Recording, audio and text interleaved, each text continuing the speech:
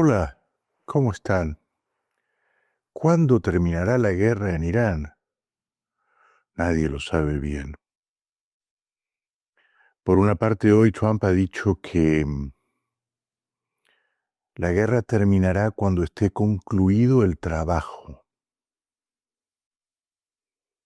Habría que preguntarse en qué consiste el trabajo y de qué manera terminará ese trabajo, ¿no? Si el trabajo consiste en destruir las capacidades militares de Irán, eso y solo eso, tal vez podría afirmarse que buena parte de ese trabajo ya está hecho. Pero si el trabajo consiste en liberar a Irán, ese trabajo todavía está lejos de completarse, diría yo, ¿no?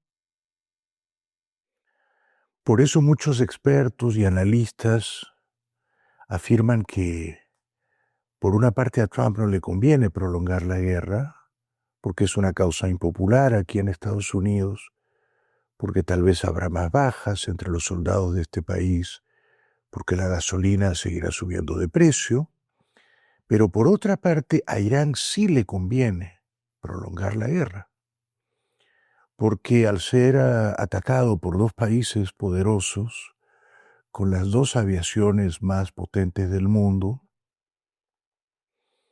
Irán, quiero decir, su dictadura enloquecida, teocrática, de ayatolas, consigue sostenerse en el poder y consigue, mal que mal, reunir el apoyo de la gente alrededor de una causa, la del país atacado, la del país vejado, la del país cuyos colegios son bombardeados y cuyos sitios históricos son aniquilados. Una causa que, como digo, reúne, convoca, galvaniza a muchos iraníes en defender a la dictadura. Entonces Trump tiene cierta prisa en terminar la guerra, Irán no tiene ninguna prisa en terminarla, mientras se sostengan los ayatolas y la Guardia Revolucionaria Islámica. En cuanto a Israel, todo indica que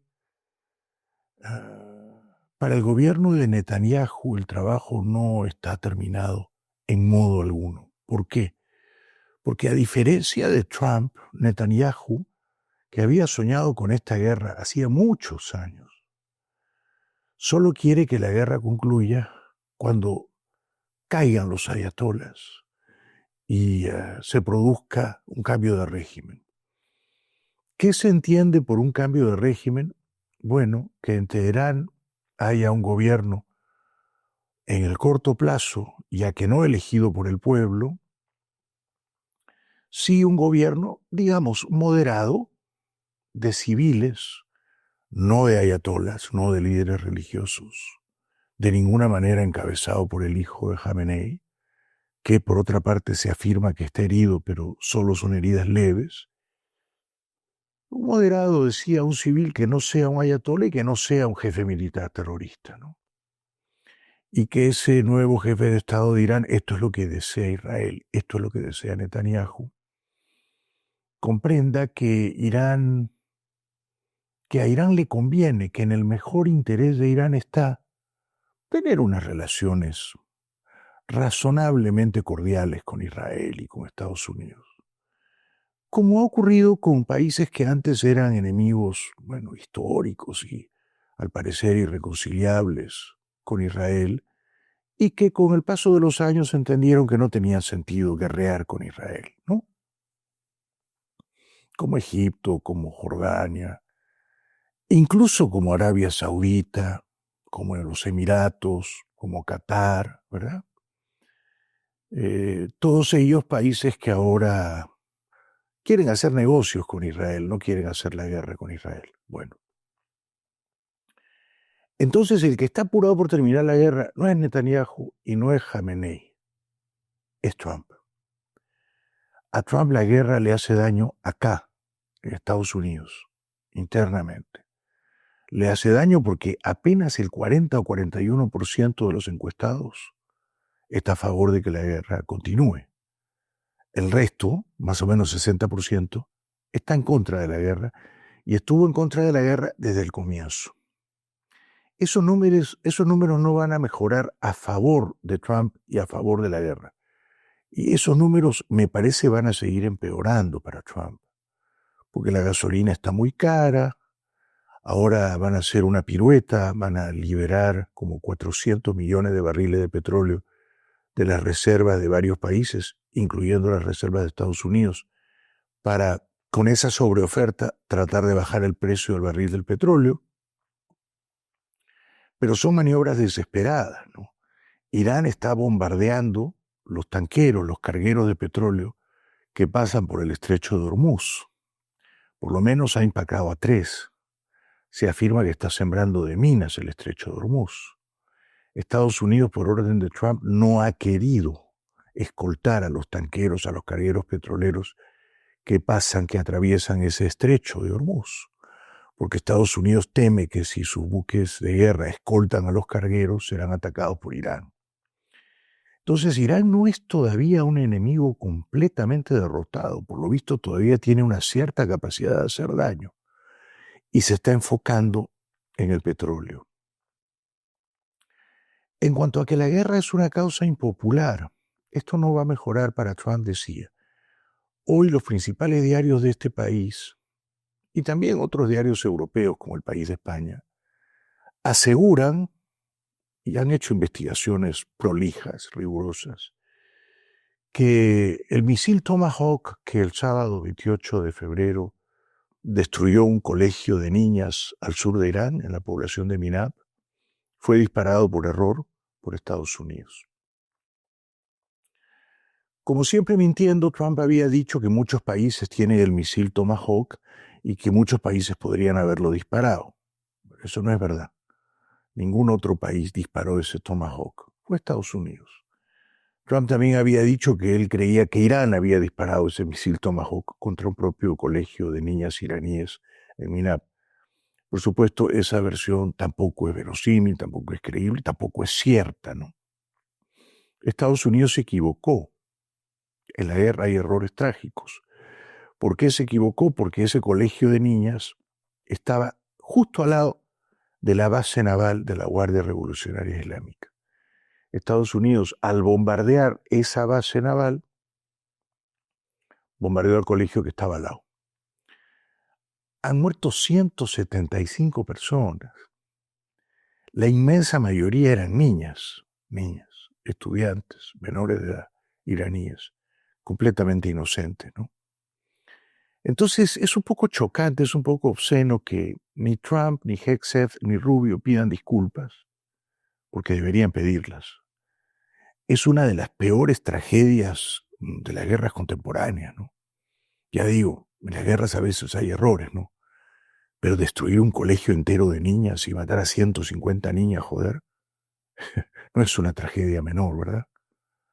Claro, hay gente insensible, hay gente indolente, hay gente que dice, bueno, que se jodan, ¿no? Son iraníes y no importa que se destruya un colegio en Irán si a cambio de eso se libera el país. No, sí importa, sí importa. Una niña iraní vale lo mismo que una niña israelí, vale lo mismo que una niña estadounidense. Es una barbaridad que las fuerzas militares de Estados Unidos, sin quererlo, por supuesto, no ha sido un ataque deliberado, ha sido una negligencia, una impericia, pero una impericia muy grosera, haya matado a más de 150 niñas iraníes, ¿no?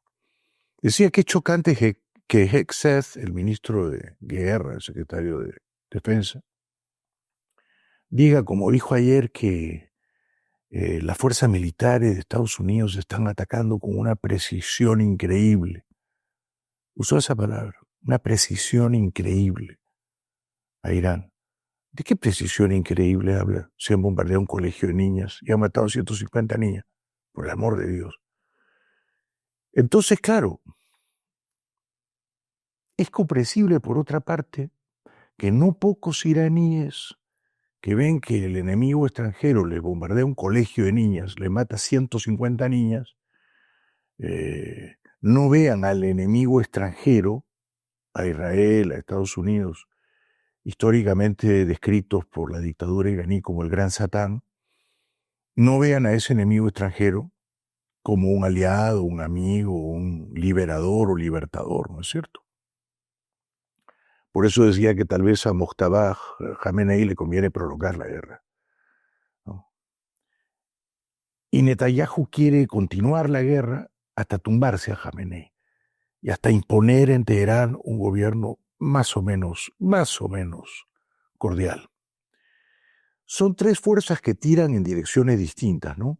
Trump apurado por terminar la guerra,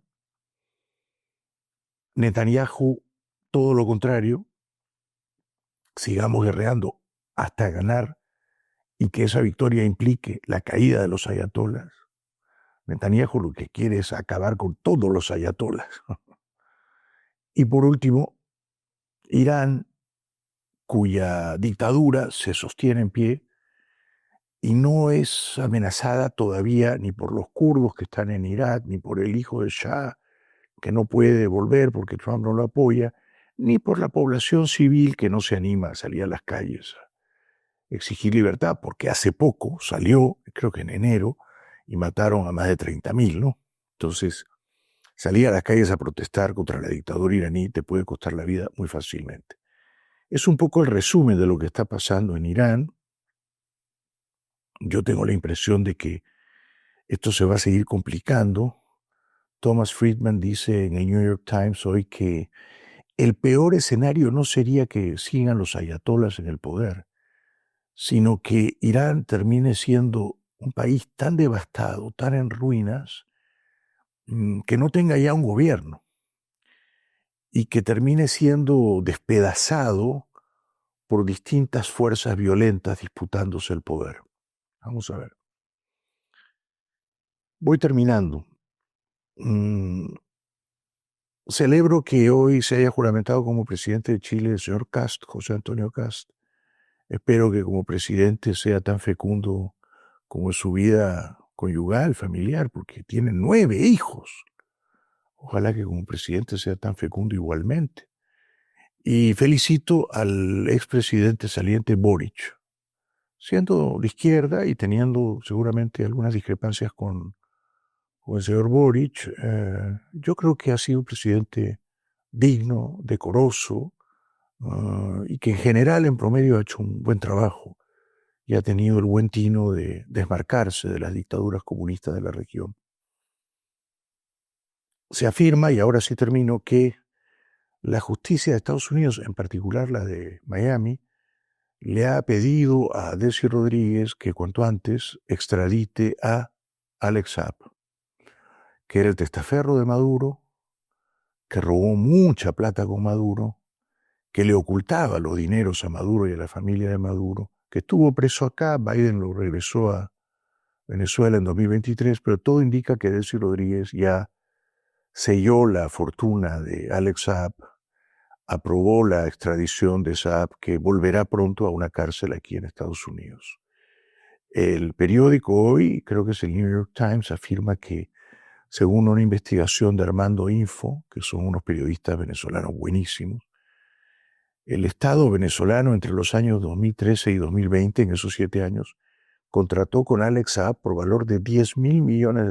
Joder, $10.000 millones. Yo calculo que de ahí se habrán robado el 20% fácil, ¿no? Fácil, ¿no? $2.000 millones. Y eso se lo habrán repartido, por supuesto, Saab y Maduro y la familia de Maduro, ¿no? Pero Saab era el que controlaba todos esos robos. ¿Jugará Irán el Mundial de Fútbol? El Mundial de Fútbol comienza pronto, en pocas semanas, en junio. Yo diría que Irán no va a jugar el Mundial de Fútbol. Es todo por hoy. Les recuerdo que este sábado 14, este domingo 15 de marzo, don Alejandro Cardona, un querido amigo, un buen amigo, un gran inversionista en la bolsa de valores, ha hecho una fortuna en Wall Street, va a dictar su seminario Creando Riqueza. Están a tiempo de reservar un cupo. Creando Riqueza, seminario creandoriqueza.com. Comienza sábado 9 de la mañana, domingo 9 de la mañana. Pueden asistir al seminario digitalmente desde cualquier lugar del mundo, y Alejandro Cardona les va a enseñar a invertir en la bolsa. Primero, si quieren, con simulaciones, sin invertir dinero real, y a ganar dinero en la Bolsa de Valores de Nueva York.